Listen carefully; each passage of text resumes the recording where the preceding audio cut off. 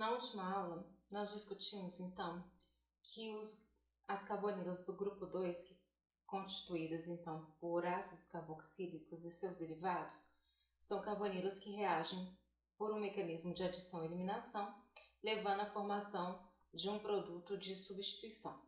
Discutimos ainda que dentre os compostos que compõem o grupo 2, o grupo carbonílico mais reativo é aquele proveniente da carbonila de um cloreto de acila. Então, nas rotas de síntese dos produtos de interesse, seja ele um produto de interesse industrial, um novo material, um medicamento, a reação a partir de um cloreto de acila é uma estratégia interessante porque são os compostos mais reativos. Então, converter outros compostos carbonílicos do grupo 2 em cloretos de acila é conhecido como ativação da carbonila, porque torna a carbonila mais reativa. Mas ainda faço uma lembrança, porque se a gente considera a reatividade, então, dos ácidos carboxílicos, que são o representante desse grupo 2, a referência para o grupo 2, se a gente considera qualquer reação dentro do contexto que nós estudamos, que é a reação que envolve o ataque de um nucleófilo, se essa reação é feita a partir do ácido carboxílico propriamente dito, muitas vezes a reação que vai acontecer é a reação onde o nucleófilo usa o par de elétrons para atacar o próton e não o carbono carbonílico. E o resultado desse ataque é que ocorre então a neutralização do nucleófilo pela formação de uma ligação entre o nucleófilo e o próton. E o resultado disso, então, é a formação de um íon carboxilato, não havendo o ataque ao carbono carbonílico.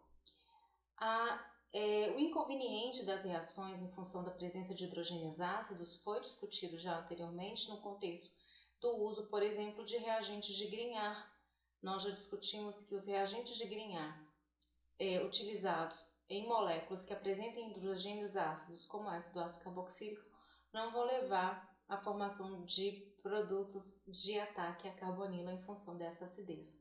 Então, substituir essa hidroxila de um ácido carboxílico por um grupo contendo um bom grupo abandonador como o íon cloreto, ou seja, convertendo em um cloreto de acila, é uma boa estratégia, pois nós teremos moléculas mais reativas e sem hidrogênios ácidos. Então, o que pode ser feito é a substituição da hidroxila do ácido carboxílico por um halogênio como o cloro, pelos motivos que nós discutimos na aula anterior. Dentre as reações possíveis, nós temos os mesmos reagentes discutidos no conteúdo onde nós discutimos a conversão de álcoois em haletos, ou seja, os mesmos reagentes halogenantes são utilizados aqui, e como o cloreto de tionila, o tricloreto de fósforo, o pentacloreto de fósforo ou o tribrometo de fósforo, se a gente for trabalhar com o brometo de acila, uma possibilidade também. Aqui a ideia é semelhante àquela discutidas para substituição da hidroxila por um átomo de halogênio. Então, essa estratégia é importante porque esses compostos são mais reativos e não apresentam esse hidrogênio ácido, que pode ser um inconveniente para as reações. Para exemplificar a formação de um cloreto de acila a partir do cloreto de tionila, como mecanismo eu mostro para vocês, relembrando, é um mecanismo semelhante àquele que nós discutimos para os álcoois. Então, a conversão parte do ataque do par de elétron não ligante do oxigênio do grupo ácido ao enxofre. Ocorre a ligação do oxigênio ao enxofre e a quebra da ligação π. Esse intermediário protonado, então, tem a restabelecimento da ligação π enxofre-oxigênio, e quando a ligação é restabelecida, a saída de um íon cloreto. O íon cloreto, na etapa seguinte, usa o par de elétrons para atacar o carbono carbonílico do clorosulfito de acila, e esse ataque, então, leva à quebra da ligação π, e aí é semelhante ao que já foi visto para compostos carbonílicos, ou seja qual for a reação, a gente sempre passa pela formação do intermediário tetraédrico a partir do carbono carbonílico. Quando esse intermediário se forma no momento seguinte, o par de elétrons deslocaliza, levando à formação novamente da ligação pi carbono-oxigênio, ou seja, restabelecendo o composto carbonílico. Nesse momento ocorre a saída do grupo abandonador. O grupo abandonador envolvido neste exemplo é o grupo contendo a molécula de OHSOCl. Essa molécula de grupo abandonador é instável, ela se decompõe em ácido clorídrico e dióxido de enxofre, ou seja, como um dos reagentes dessa etapa final se decompõe gerando outros reagentes, isso garante que essa reação não é reversível, né? Porque um dos produtos da etapa se decompõe gerando outros produtos, então isso garante que a reação não possa acontecer no sentido inverso, é uma reação não reversível. E o resultado disso é a substituição do hidroxila pelo íon cloreto, formando o cloreto de acila.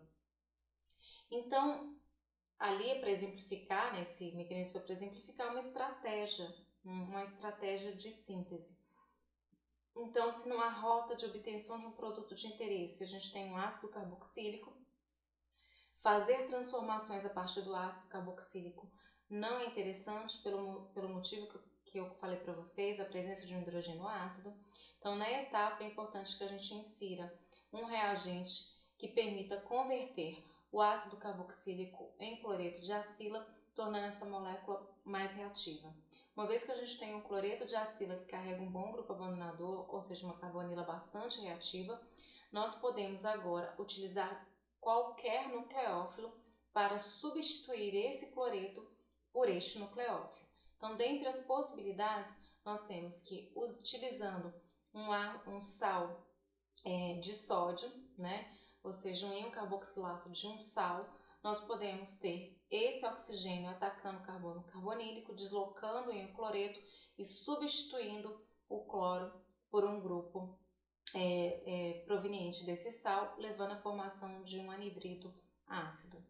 Se for utilizado um álcool em condições básicas, por exemplo, o álcool pode, via alcóxido, né, atacar o carbono carbonílico, deslocar o grupo cloreto e converter o cloreto de acila em éster. Já o uso de aminas pode permitir, então, que ocorra o ataque ao carbono carbonílico, a saída do íon cloreto e a conversão do cloreto de acila em amida. Qual o mecanismo desses três casos? O mecanismo desses três casos é o mecanismo trabalhado na aula anterior, que trata do ataque do nucleófilo ao carbono carbonílico, a formação do intermediário tetraédrico, o intermediário tetraédrico na etapa seguinte, refazendo a ligação dupla carbono-oxigênio e, por fim, a saída do grupo abandonador.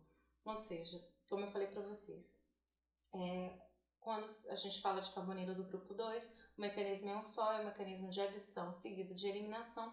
O que vai variar são apenas os doadores de pares de elétrons. E dependendo do que for utilizado, permite que a gente tenha essa variedade de produtos. E aí, usando esse raciocínio, né, nós vimos que na sequência de reatividade, dentre os compostos mais reativos, nós temos um anidrido de ácido. E aqui, representado em verde, a parte que seria o grupo abandonador de uma reação a partir de um anidrido. Nessa reação, então, utilizando um álcool, por exemplo, nós conseguimos deslocar o grupo em verde e substituir o grupo em verde por um grupo OR. O resultado disso é a formação de um éster. Esse grupo de saída só pode ser um grupo de saída razoável se ele sair como uma molécula neutra em condições ácidas, por exemplo, e aí o resultado é que esse grupo de saída seria um ácido carboxílico.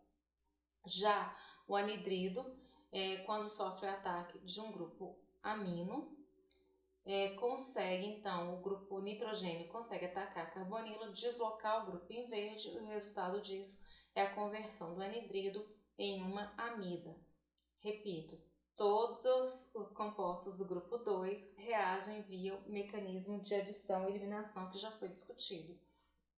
E o resultado disso, então, No caso do anidrido com a amina, é a formação de uma amida e a saída desse grupo abandonador formando um sal a partir do grupo abandonador. E aí o que eu vou mostrar para vocês agora então são possibilidades sintéticas, porque o mecanismo já foi discutido. Então, dentre as possibilidades sintéticas, como eu falei, a possibilidade mais interessante são as reações a partir dos cloretos de ácido, porque os cloretos de ácido têm os melhores grupos abandonadores, então são reações bem fáceis de serem conduzidas. Mas outros compostos do grupo 2 também podem reagir com os mesmos reagentes de sempre. Da mesma forma que a gente discutiu lá para aldeídos e cetonos, os reagentes que são utilizados, eles são essencialmente os álcoois, para reagir com a carbonila, a água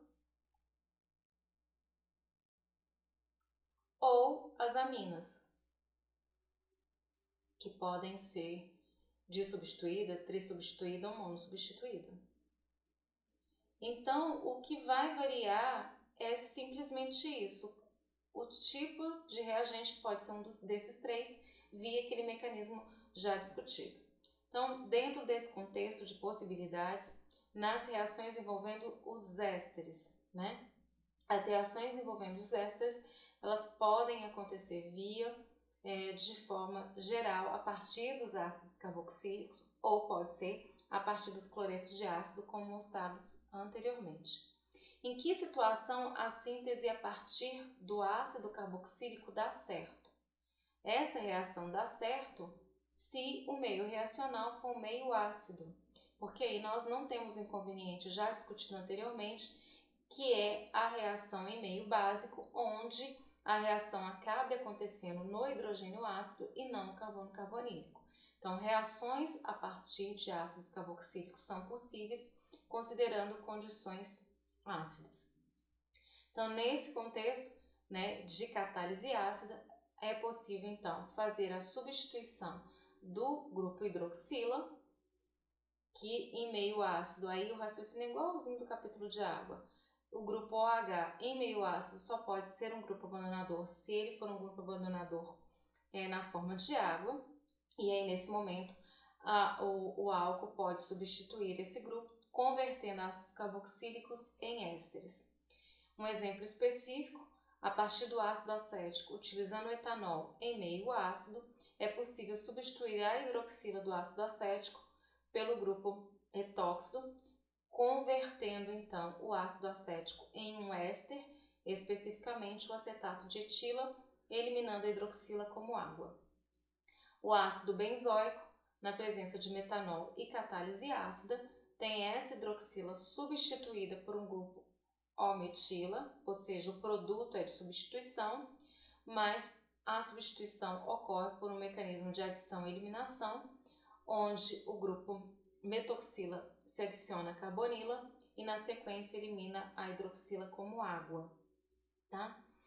As esterificações, ou seja, as reações de formação de éster, as esterificações catalisadas por ácidos, que foram os exemplos discutidos, são chamadas de esterificações de Fischer, que é uma possibilidade de reação. Para vocês fixarem e entenderem que realmente é o mecanismo de adição e eliminação, eu mostro para vocês, e a gente já discutiu isso em alguns exercícios, mostrando a estratégia para a compreensão dos mecanismos das reações orgânicas, que uma das estratégias utilizadas é conduzir a reação utilizando a marcação isotópica. Já discutimos que uma possibilidade de marcação isotópica é a utilização do isótopo 18 do oxigênio, quando o isótopo mais abundante é o isótopo 16. Então, diferenciando esse oxigênio como sendo o oxigênio 18 dos demais oxigênios da reação, que são oxigênios de massa 16, é possível prever as etapas no qual a conversão do ácido em éster ocorre. Essa marcação isotópica permite que a gente entenda, então, que o grupo éster, o grupo OR, ele se adiciona à carbonila como sendo o grupo proveniente do reagente que ataca, ou seja, o oxigênio que ataca é do reagente de adição. e não é um oxigênio, o oxigênio que estava no grupo hidroxila. Fazendo os experimentos de marcação isotópica, é possível então perceber que ocorre o ataque deste oxigênio do nucleófilo, a quebra, portanto, da ligação π, depois a ligação π é refeita e este oxigênio de fato é um grupo abandonador. Então, esse tipo de experimento traz para a gente uma confirmação de que o mecanismo é um mecanismo de ataque ao carbono carbonílico. Por que eu falo isso? Porque talvez em algum momento, prevendo aqui algumas situações equivocadas que eu já presenciei, em alguns momentos algumas pessoas tendem novamente a confundir essas reações com reações de SN2, ou seja, tendem a pensar que talvez essa reação poderia ser feita convertendo a hidroxila do metanol em um bom grupo abandonador e considerando que em algum momento via SN2 o oxigênio atacaria o carbono menos impedido e haveria a saída da água como grupo abandonador. E isso, portanto, levaria à formação do éster e a saída da água. Então aqui em linhas gerais, né, eu fiz mais resumidinho, não fiz todas as etapas, mas aqui é para mostrar para vocês que se fosse dessa forma, o oxigênio 18, o isótopo 18, se fosse uma SN2, o isótopo 18 estaria na água e não no éster. Entendem? Então, essa SN2 dessa forma não ocorre. De fato, o ataque é um ataque à carbonila, levando à formação do intermediário tetraédrico, e aí, sim, o intermediário tetraédrico evolui para a eliminação da hidroxila como grupo abandonador, tá? Então, cuidado com esses mecanismos dos compostos carbonílicos que, né, fujam da interpretação de uma SN2. Para deixar claro, então, esse mecanismo, né, vendo ele etapa por etapa, voltando à ideia do mecanismo original, o mecanismo é muito simples, é adição e eliminação. Eu só vou discutir com vocês com mais cuidado porque eu quero deixar claro o contexto da catálise. Então, eu começo discutindo a catálise ácida para esse tipo de mecanismo. Então, já discutimos que em composto carbonílico em meio ácido, a atividade catalítica ela ocorre pela adição de um ácido forte que vai protonar o composto carbonílico. Essa protonação, então, é uma atividade catalítica porque a protonação, já discutimos, ela aumenta o caráter eletrofílico do carbono carbonílico, ou seja, a carga positiva está representada no oxigênio que recebeu o próton, mas quem paga o preço dessa protonação é o carbono carbonílico, porque o oxigênio se torna mais retirador de elétrons, deixando esse carbono mais eficiente. Essa é considerada uma atividade catalítica, porque este carbono, então, mais eletrofílico, ele atrai de forma mais eficiente o nucleófilo, favorecendo o ataque nucleofílico, ou seja, a atração ela é mais efetiva e o ataque é mais efetivo. E aqui eu faço um parêntese para essa primeira etapa de protonação. Já discutimos na aula anterior o que é o grupo 2. O grupo 2, então, é um grupo onde existe um substituinte ligado à carbonila e esse substituinte tem par não ligante. E esse substituinte, já discutimos, pode ser um grupo abandonador. Discutimos também que este substituinte, em função desse par de elétrons, ele permite que essas carbonilas do grupo 2 possam ser escritas por dois contribuintes de ressonância. Discutimos na aula anterior que essa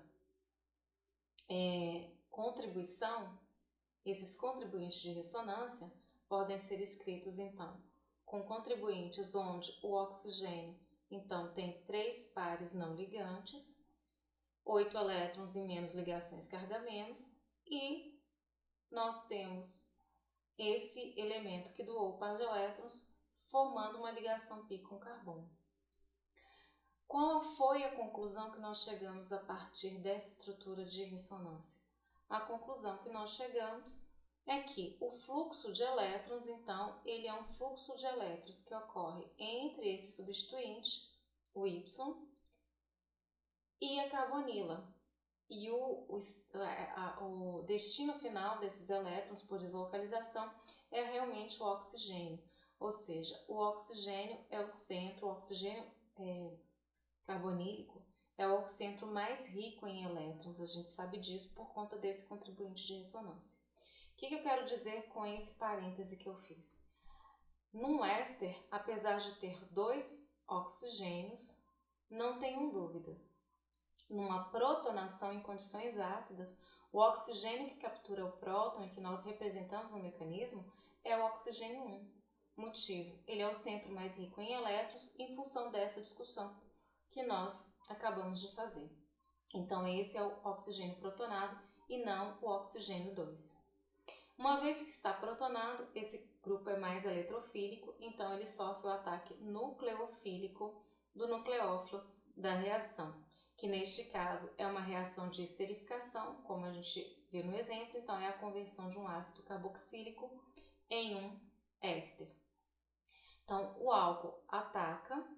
Ao atacar, o par de elétrons é utilizado para formar uma ligação entre o carbono e o oxigênio, quebra-se a ligação π, que é mais fraca, e forma-se um intermediário tetraédrico protonado.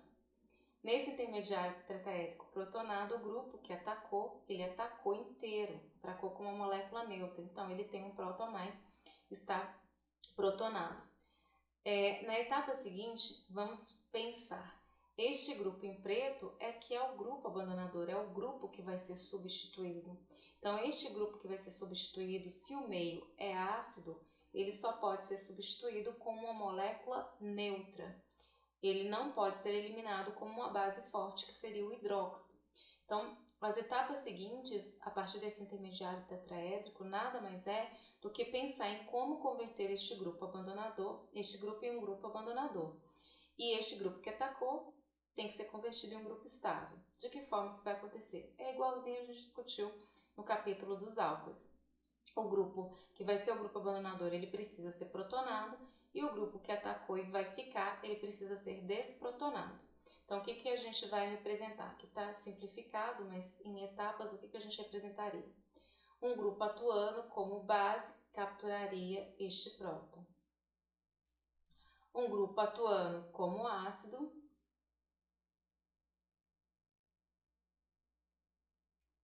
iria fornecer este próton. Quem protonaria a hidroxila? Um íon hidrônio, como do começo.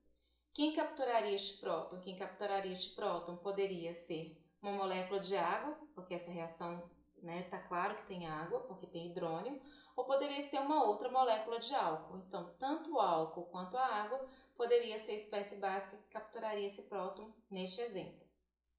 Com essas transferências de próton, nós temos então que agora o grupo OH é um bom grupo abandonador porque ele está protonado. Já discutimos isso bastante. Então, esse intermediário tetraédrico, dentro de uma reação típica de grupo 2, ele tem agora o par de elétrons do oxigênio carbonílico, em azul, sendo deslocalizado na direção do orbital do carbono, sendo restituída à ligação π. Quando isso ocorre, para o carbono não exceder o octeto, ocorre a eliminação do grupo abandonador, que é a água. Quando a carbonila foi refeita, o oxigênio ainda tinha um próton ligado, então esse oxigênio tem 3 ligantes. Como ele tem 3 ligantes, ele está carregado positivamente. Então, houve a saída de uma molécula de água e de uma molécula de água aqui nessa etapa, né? Menos uma molécula de água.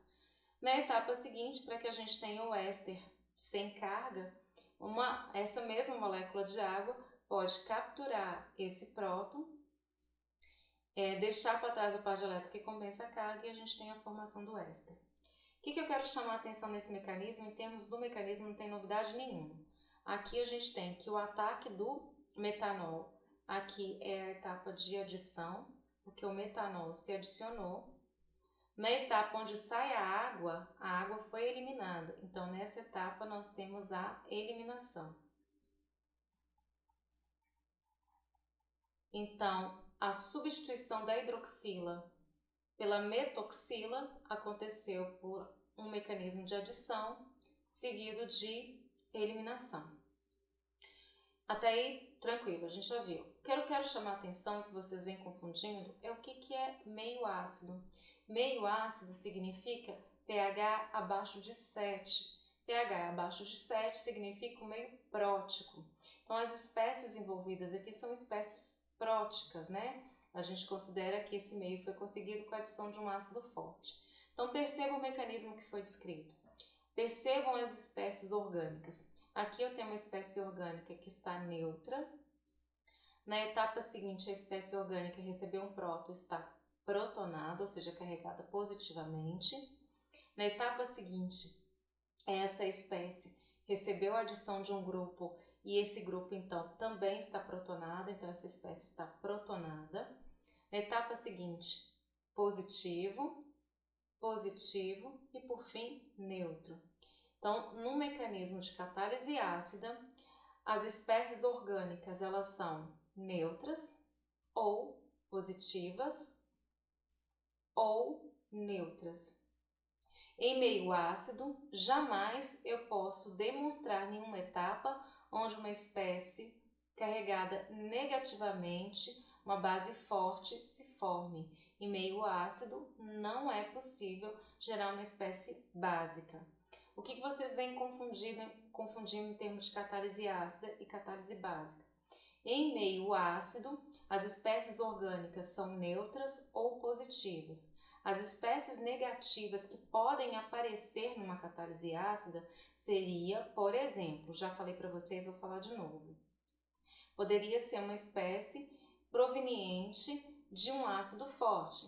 Então, digamos que este hidrônio foi gerado pela adição de HCl em água ou em metanol. Na etapa de ionização, a água iria então capturar um próton e seria liberado então o íon hidrônio, que já foi representado na reação, e o íon cloreto. O íon cloreto é uma espécie negativa, ok? É uma espécie negativa, mas o íon cloreto é a base conjugada de um ácido forte. A base conjugada de um ácido forte é uma base fraca. Então, é isso que eu estou dizendo. Em um meio ácido, as bases que podem estar presentes são as bases provenientes dos próprios ácidos, ou seja, suas bases conjugadas. E elas devem ser espécies estáveis, espécies fracas. Ok? Então, isso aqui no meio ácido pode. Agora, uma espécie como hidróxido em meio ácido, não. Então, repetindo, meio ácido, as espécies são, que eu represento no mecanismo, elas são neutras ou positivas. Um exemplo de uma outra reação que pode acontecer envolvendo os ésteres são as reações de transesterificação. As reações de transesterificação são aquelas que um éster é convertido em outro éster, tá? Então, aqui neste exemplo, nós temos aqui um grupamento éster. Então, eu tenho C-OR, onde R é um grupo fenila. E quando a reação se processa, o resultado é um outro éster, só que agora o grupo ligado ao oxigênio não é o grupo fenila, mas sim um grupo metilene com o grupo CH2. Então, nessa reação, a gente tem um éster sendo convertido em outro éster. Então, quando isso ocorre, a gente tem uma reação conhecida como reação de transesterificação. Transesterificação porque a natureza do produto é a mesma, o que muda é realmente o tipo de grupo R, o tipo de grupo alquilo. Nesse exemplo de transesterificação, eu mostro para vocês uma reação que ocorre em meio biológico, que é uma reação que ocorre com a estrutura de um analgésico, que é a aspirina. A aspirina, então, no seu mecanismo de inibição da dor, ocorre uma reação de transesterificação. Qual é a origem dessa reação de transesterificação? Nos processos inflamatórios, os processos inflamatórios são processos, então, onde ocorre no meio bioquímico a conversão do ácido araquidônico, que é um lipídio, ele é convertido por uma enzima, que é a prostaglandina sintase, em um composto que são dois tipos de compostos, duas classes de compostos, as prostaglandinas e os tromboxanos. As prostaglandinas são uma classe bem grande de compostos presentes em todos os tecidos corporais, e esses compostos estão envolvidos então com os mecanismos de resposta biológica. E dentre os mecanismos de resposta biológica nós temos o mecanismo da dor, né? Então, quando algum processo inflamatório ocorre num tecido, as prostaglandinas são obtidas a partir do ácido araquidônico, porque as prostaglandinas são compostos orgânicos que agem como mensageiros e como resposta fisiológica eles causam a dor. A dor é uma resposta fisiológica porque a dor vai sinalizar um processo inflamatório. Então, uma coisa bem simples, digamos que é uma farpa que entrou no meu dedo. Essa farpa é um agente estranho que está lesionando um tecido, e para que eu saiba que essa farpa está lesionando um tecido, as prostaglandinas são liberadas para causar dor no local e a gente perceba a farpa e tire a farpa, ou tire o dedo daquele local onde a farpa está sendo introduzida. Então, a produção dessas moléculas vão sinalizar um processo inflamatório acontecendo, mostrando que a integridade de um tecido ela foi alterada e o sinal é a dor.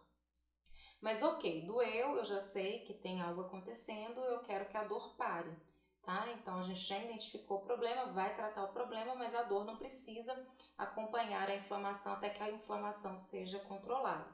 Então, o que é feito é o uso de um anti-inflamatório que vai cessar o processo inflamatório e também vai diminuir a sensação de dor. Então, a aspirina faz isso. Como que a aspirina faz isso? A conversão do ácido araquidônico em prostaglandina pela prostaglandina sintase vai levar à liberação de prostaglandina e o excesso de prostaglandina vai causar a dor. Então, o que é feito o que ocorre quando a gente toma uma aspirina é que a aspirina, então, vai reagir com o sítio ativo dessa enzima, que é a prostaglandina sintase. O sítio ativo dessa enzima é um resíduo de um aminoácido que é a serina. Então, o grupo ativo é uma hidroxila de um álcool, ou seja, esse resíduo é um resíduo de um álcool.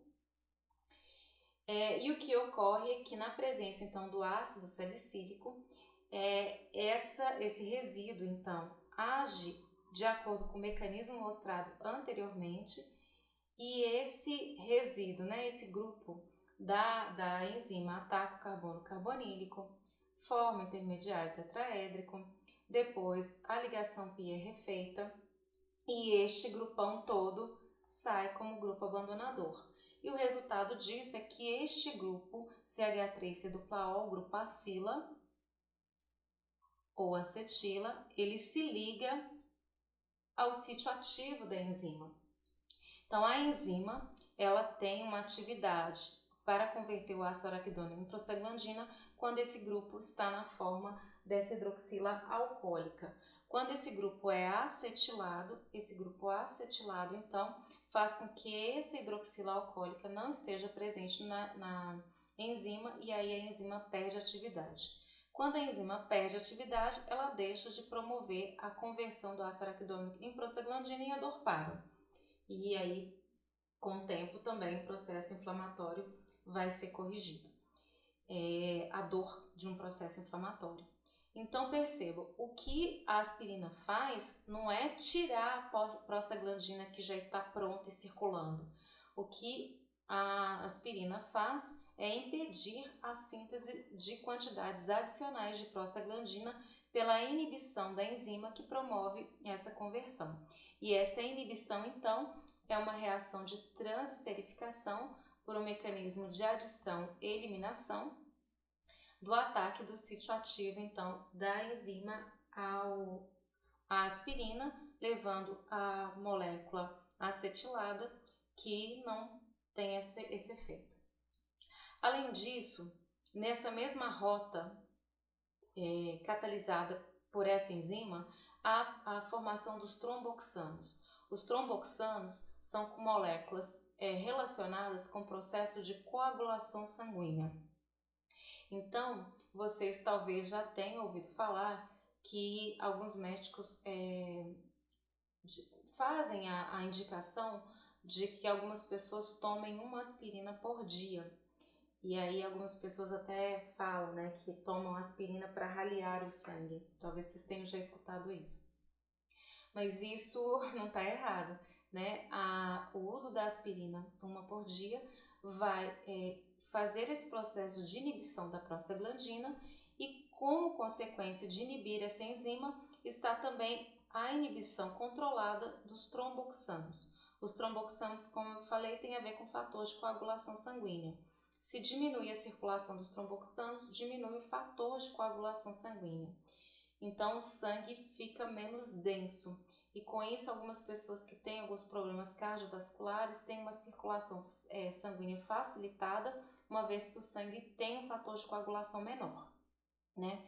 Então, algumas pessoas que têm algum tipo de problema de circulação sanguínea, ou colesterol alto, enfim, algumas situações, essa indicação, a inibição dessa rota pode ser interessante pela inibição dos tromboxanos. E aqui, mais uma vez, mostrando para vocês que é uma catálise enzimática, né, envolve a ação de uma enzima, mas o mecanismo em si é um mecanismo que a gente estuda dentro da química orgânica, que é o mecanismo de adição e eliminação. E que nesse caso, como é um éster fornecendo um éster, é uma transesterificação, tá? E aí, repetindo aquilo que eu já falei para vocês, né, os ésteres ou qualquer composto carbonílico pode ser obtido a partir de rotas de síntese a partir de cloreto de acila. Então, quando o cloreto de acila reage com álcool, o resultado da reação com álcool é a substituição do cloreto, que é um bom grupo abandonador, por um grupo OR, então a conversão de um éster. De forma específica, partindo do cloreto de benzila, utilizando o etanol, e aqui já é conhecido de vocês, a peridina como solvente, ou seja, um solvente polar aprótico, lembrando que é polar aprótico porque não tem próton ligado ao nitrogênio, que é o elemento mais eletronegativo. É possível, então, substituir o cloreto pelo etanol e tendo a desprotonação do etanol feita pela piridina, levando à formação do cloreto de piridínio como um grupo de saída, via o mecanismo que já discutimos, tá? Ainda, outros compostos podem ser obtidos, e aí saindo dos ésteres, nós podemos ter os ésteres fornecendo outros compostos. Então, as amidas, por exemplo, podem ser obtidas a partir de ésteres. Então, os ésteres, já mostrei no mecanismo geral para vocês, a partir de cloreto, agora eu mostro a partir do éster. Via o mesmo mecanismo, né? Nós temos a possibilidade, então, do nitrogênio atacando o carbono carbonílico, substituindo esse grupo, e o resultado disso é a conversão do éster em uma amida. De forma específica, a gente tem aqui um exemplo, não a partir de uma amina, mas a própria amônia, a conversão do cloroacetato de etila em cloroacetamida por um ataque nucleofílico da amônia ao carbono carbonílico. Para entender a reatividade, né, e acrescentar o que a gente já discutiu de reatividade, pensando em ésteres, comparando aqui esses dois ésteres, o acetato de fenila e o acetato de metila, qual seria o mais reativo? Bem, sempre quando a gente fala em reatividade, já falei para vocês, a gente tem que falar reatividade em relação a quê?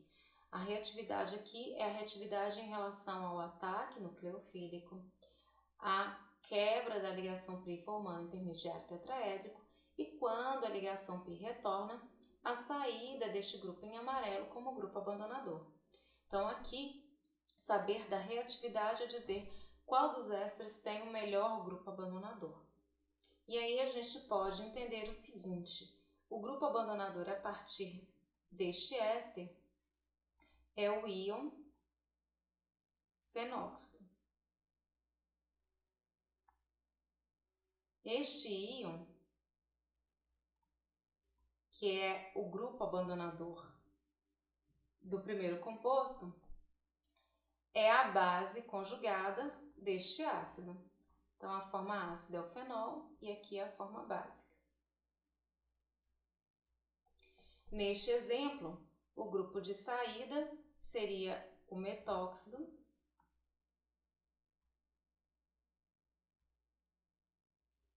que é a base conjugada deste ácido, que é o metanol, ou seja, a base mais um próton é o ácido. Para saber qual é o melhor grupo abandonador, ou seja, qual é a base mais fraca, nós podemos comparar os ácidos. Comparando os ácidos, o fenol pKa10 e o metanol pKa15, sem sombra de dúvidas, o ácido mais forte é o fenol, de menor pKa. Portanto, se esse é o ácido mais forte, é ele que dá origem à base mais fraca. Se essa é a base mais fraca, este é o melhor grupo abandonador. Se este é o melhor grupo abandonador, então nós temos que este é o éster mais reativo.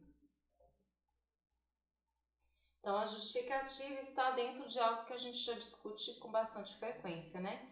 A reatividade tem com a estabilidade das espécies que vão se formar quando o produto se forma, e dentre as espécies envolvidas está a saída desse grupo como grupo abandonador, e este grupo abandonador é, então, uma espécie mais estável, tá?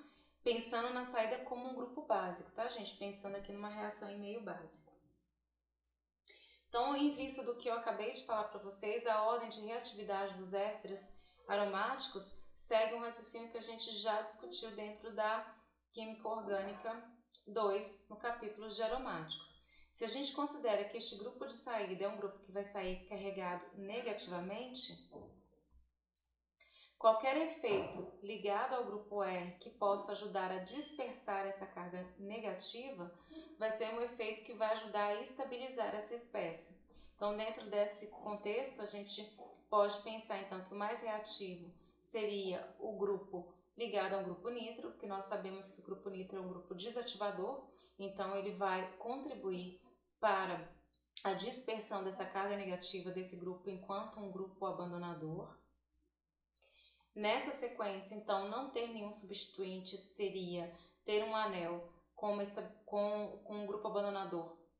Na sequência, o segundo melhor. E aqui, por último, nós temos aqui que o grupo metoxila é um exemplo que vocês já aprenderam de um grupo ativador. Esse grupo, como grupo ativador, vocês sabem que é um grupo ativador por ressonância, então ele doa par de elétrons para o anel. Essa doação de par de elétrons vai impactar no oxigênio.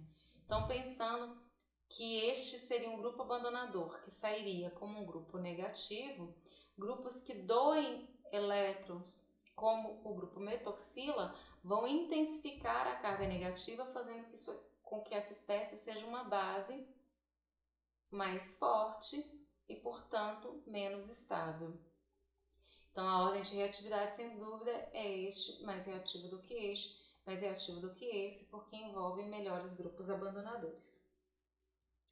Bem, já falei para vocês em várias situações sobre as reações de hidrólise. Elas são reações muito importantes, principalmente se a gente considera reação em meio biológico, mecanismo de interação com receptores biológicos, mecanismos de ação de fármacos. Então, aqui eu vou colocar para vocês todas as situações possíveis que a gente pode considerar.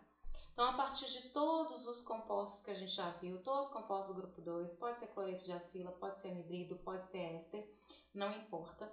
Quando a reação envolvida é uma reação onde ocorre a quebra da ligação da carbonila com o grupo abandonador, e este grupo abandonador é substituído por uma hidroxila proveniente da água, já falei isso inclusive na aula passada, nós temos aqui uma quebra promovida pela água, ou seja, uma hidrólise.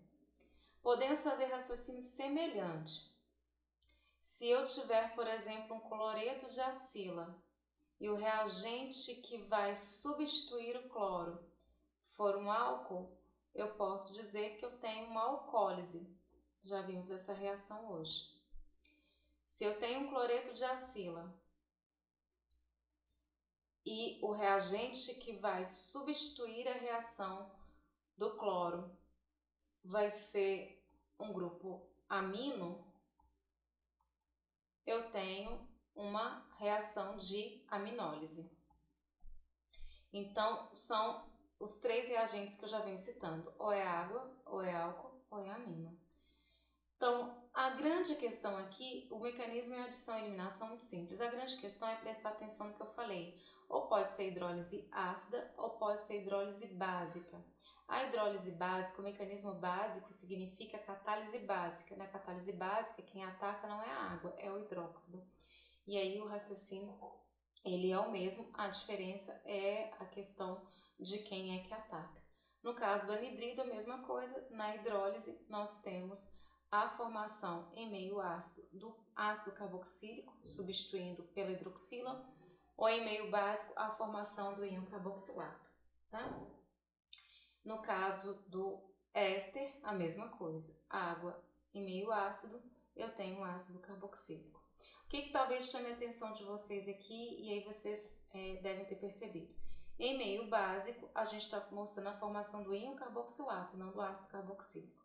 Então, vamos lá. O ácido carboxílico, como eu já venho falando, é uma estrutura onde há um próton ligado a um elemento eletronegativo como o oxigênio. Este próton, então, é um próton que tem um pKa associado em função da sua acidez. O pKa de um ácido carboxílico é aproximadamente 4. Quando eu digo que uma relação ocorre em meio básico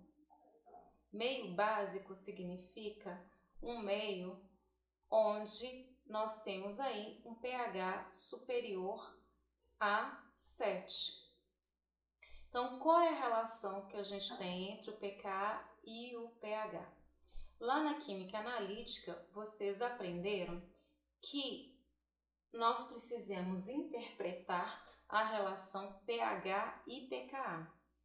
E uma forma de relacionar pH com pKa na prática é utilizando uma equação que vocês trabalham bastante na química analítica e na bioquímica, que é a equação de Henderson-Rosenbeck.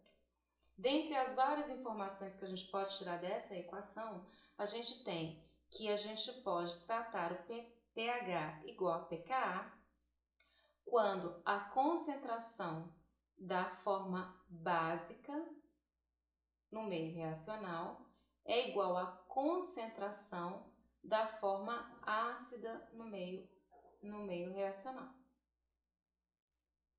Tá, então como é que eu vou interpretar isso em relação a este próton? Vamos pensar. Eu vou interpretar essa relação pH igual a pKa, concentração da forma básica igual a concentração de forma ácida, em relação a esse pKa para este grupo. Dizer que este grupo tem pKa 4 é dizer o seguinte: em pH que vai de uma unidade de pKa abaixo, em pH que vai de uma unidade de pH abaixo de uma unidade de pKa do grupo, ou seja, pH 3, até pH que vá até uma unidade de pH acima do pKa do grupo, ou seja, pKa pH 5, este próton está reagindo. Reagindo como? Ou seja, pH 4 significa que a faixa de reatividade deste próton, pKa 4, significa que a reatividade desse próton vai de 3, 4 e 5. O que é a reatividade desse próton?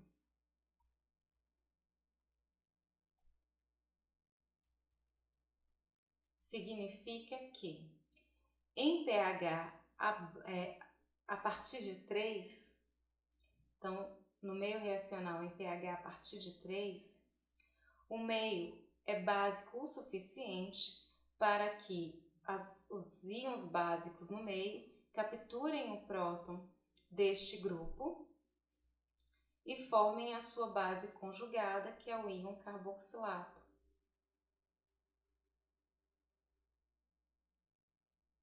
E liberem água. Então, vou repetir. Não é porque é ácido que vai reagir o tempo todo.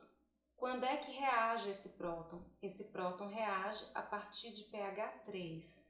Então, se numa solução contendo esse ácido carboxílico, nós medirmos lá o pH utilizando papel indicador e tiver um pH a partir de 3, neste pH a partir de 3, o meio é básico o suficiente para abstrair esse próton, formar o íon carboxilato e liberar água. Essa abstração do próton ela vai acontecer gradativamente entre pH 3 e pH 5. Que referência eu tenho aqui? Essa da equação do Henderson-Hausbeck. Qual? Se o pKa desse grupo é 4 em pH igual a 4, eu posso dizer que nessa situação, metade das moléculas estão na forma do íon carboxilato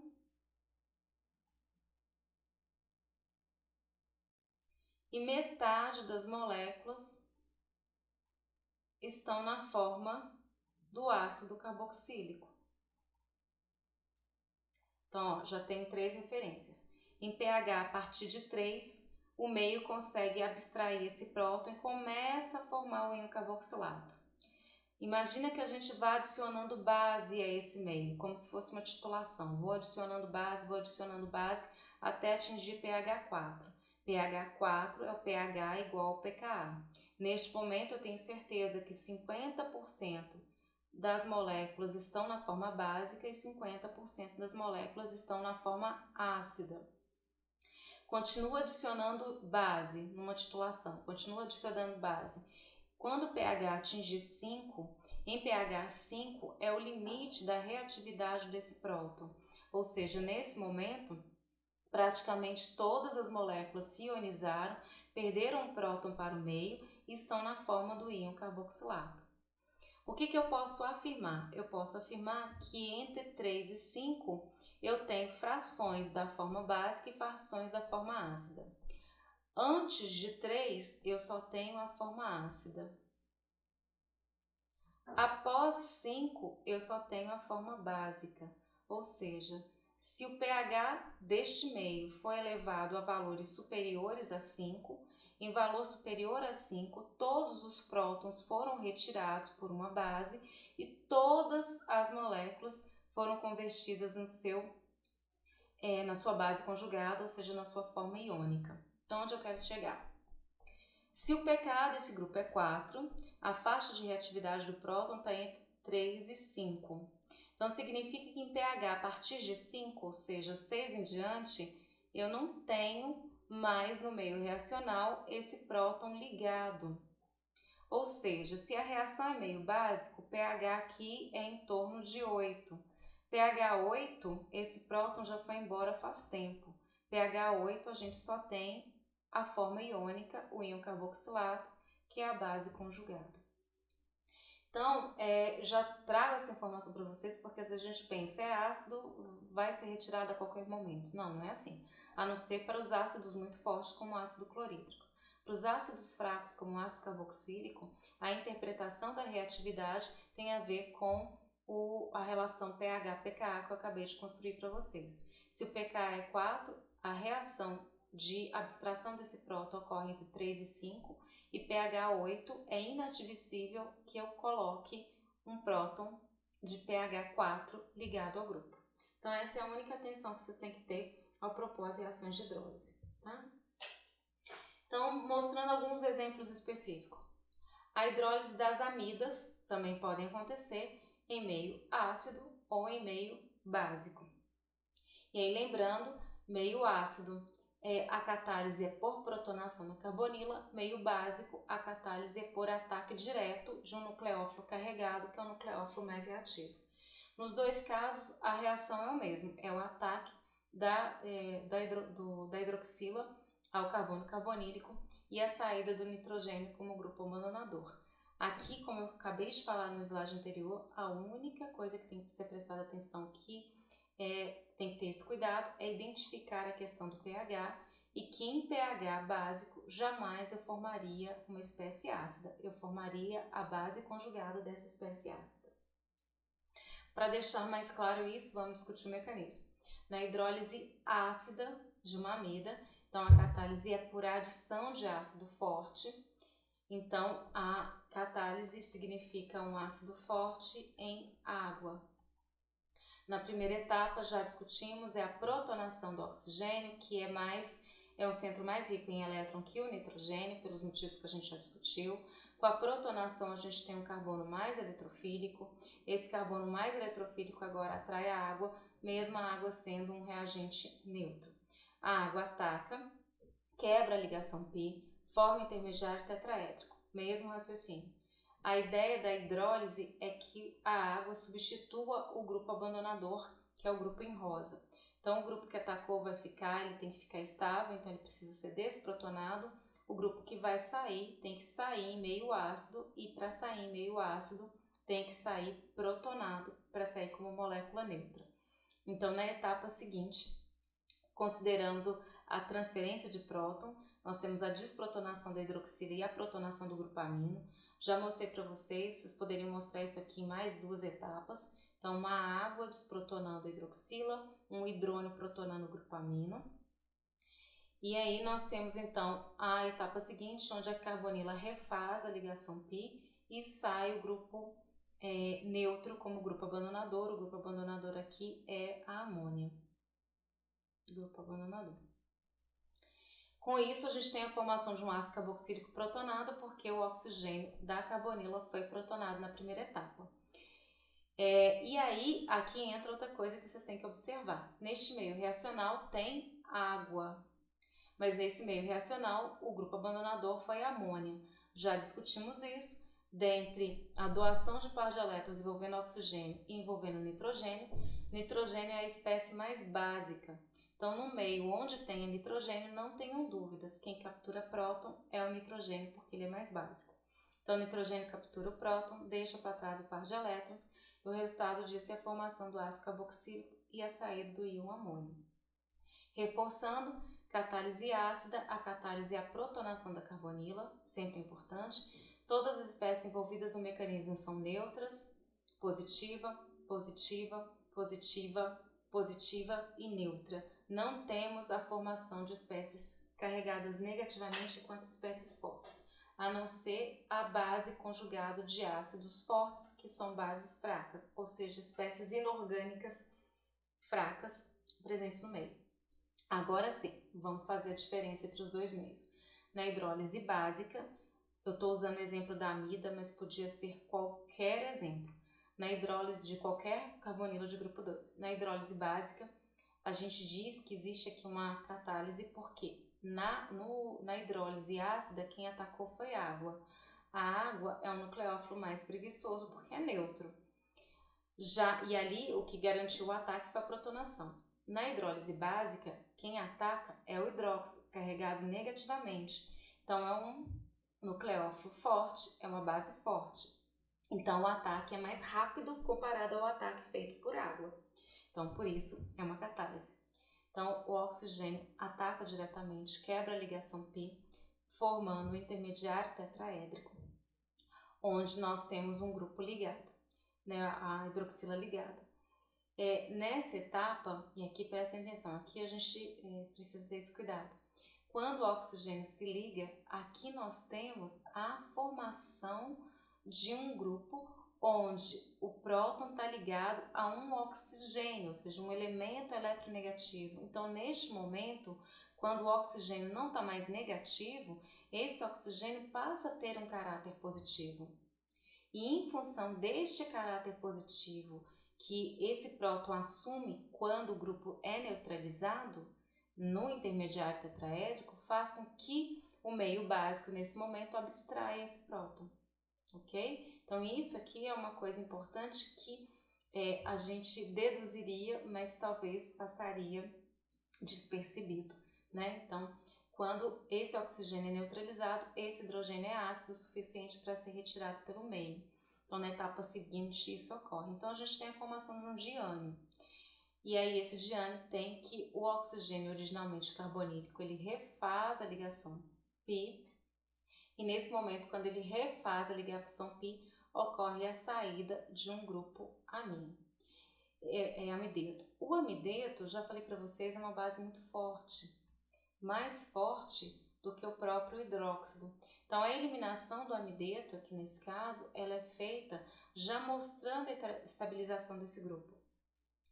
A hidrólise é água e base. Então, a base é colocada em quantidades pequenas, o solvente é água. Então, na saída do amideto, ao invés de mostrar o amideto, que é uma base mais forte que o próprio hidróxido, a gente tem a saída do amideto assistida pela captura do próton da água. Então, na verdade, quem sai é a amônia e não o amideto, tá? E aí, como eu falei para vocês, nessa deslocalização, a gente tem a formação do íon carboxilato, porque nós estamos falando de meio básico. Vou chamar a atenção mais uma vez, porque essa etapa aqui é uma etapa interessante e que tem a ver com a discussão que nós fizemos anteriormente. Se a gente não considera a captura deste próton pelo meio, nós teríamos que a etapa onde a carbonila é refeita seria uma etapa onde a carbonila seria refeita e o grupo amino seria eliminado, como já foi mostrado aqui. Só que o produto seria um pouco diferente. Quando a carbonila fosse refeita, nós teríamos então a saída deste grupo, capturando o par de elétrons, e o resultado seria este daqui. Desculpa, a gente pôs a seta errada. Deixa eu só mudar a seta aqui.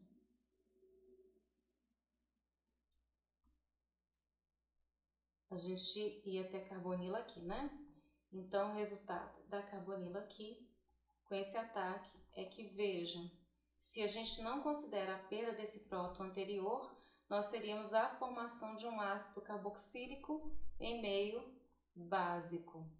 Esse ácido carboxílico, como eu falei com vocês, esse próton, em função do pKa dele, que é um pKa de aproximadamente 4, esse próton só estaria ligado à molécula em pH até pH 5. Então, em pH em torno de 8 acima, a gente não poderia mostrar essa formação. E isso não ocorre por conta dessa captura de prótons nessa etapa, que já leva à formação da base conjugada do ácido carboxílico, que é o íon carboxilato, ok? E aí, chama atenção mais uma vez. Da mesma forma que no mecanismo de catálise ácida as espécies envolvidas são positivas ou neutras, quando a catálise é a catálise básica, as espécies envolvidas são negativas ou neutras, em função do meio básico. Então, perceba, neutro, negativo, negativo, negativo e neutro, né? Então, num mecanismo básico, nós não podemos ter espécies ácidas, como eu mostrei aqui para vocês. Não pode. As reações de hidrólise de ésteres promovidas por base, vou dar um destaque para vocês, são reações conhecidas como reação de saponificação. Nas reações de hidrólise, então, de ésteres promovidas por base, em meio básico, como eu falei para vocês, ocorre a saída do grupo OR e a substituição por um grupo hidroxila. Só que como o meio é básico, não tem a formação do ácido carboxílico, mas sim de um íon carboxilato, ou seja, a base conjugada do ácido carboxílico, que na verdade é a estrutura base que nós conhecemos como sendo a do sabão. e por isso é chamada de reação de saponificação. É a conversão de ésteres em meio básico, no processo de hidrólise, a substituição e a formação dessa espécie iônica. As reações de saponificação para obtenção de sabão de forma propriamente dita, elas são feitas a partir de ésteres que compõem os triacilgliceróis, que são as gorduras. Então, os triacilgliceróis, que são triésteres do glicerol, na presença de água e base, ocorrem 3 reações de hidrólise, e essas 3 reações de hidrólise têm como grupo de saída um triol. Então, é como se fossem 3 equivalentes de álcool, mas é um triol, uma molécula só, que é o glicerol, e a formação de 3 equivalentes de sal de ácido carboxílico, que é o sabão. Essa reação é uma reação típica, feita aproveitando restos de gorduras e utilizando algum reagente alcali, né? Tradicionalmente, as pessoas fazem essa reação utilizando até cinza, e aí obtém o sal de potássio, que é o sabão de potássio que é feito de forma artesanal. A hidrólise do éster promovida por base, estou insistindo nisso para que vocês entendam. Então, a hidrólise básica é a hidrólise feita a partir de uma espécie básica, ou seja, um reagente forte, atacando diretamente a carbonila. O par de elétrons é deslocalizado, forma-se um intermediário tetraédrico. Na etapa seguinte, a ligação ela é refeita e ocorre a saída de um grupo OR.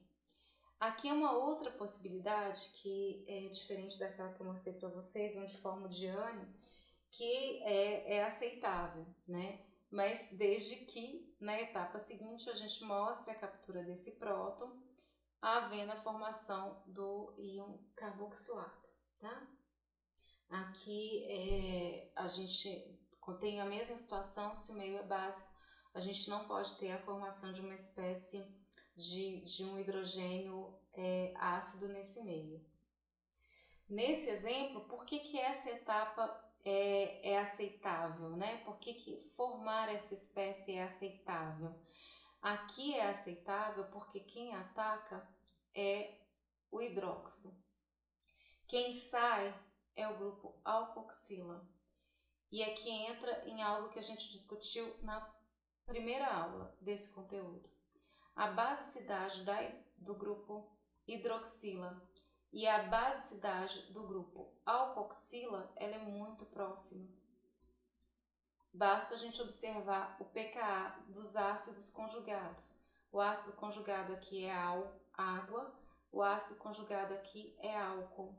O pKa da água é 15,7, o pKa do álcool é aproximadamente 16.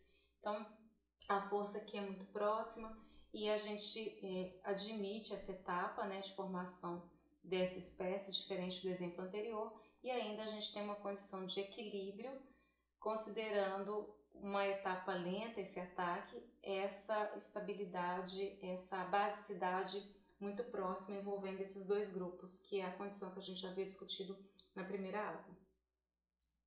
Já as nitrilas, que acho que é a primeira vez que a gente fala propriamente dita sobre elas nessa aula, as nitrilas também compõem as carbonilas do grupo 2, porque reagem de forma semelhante, então também sofrem hidrólise na presença de água e ácido e na presença de meio básico.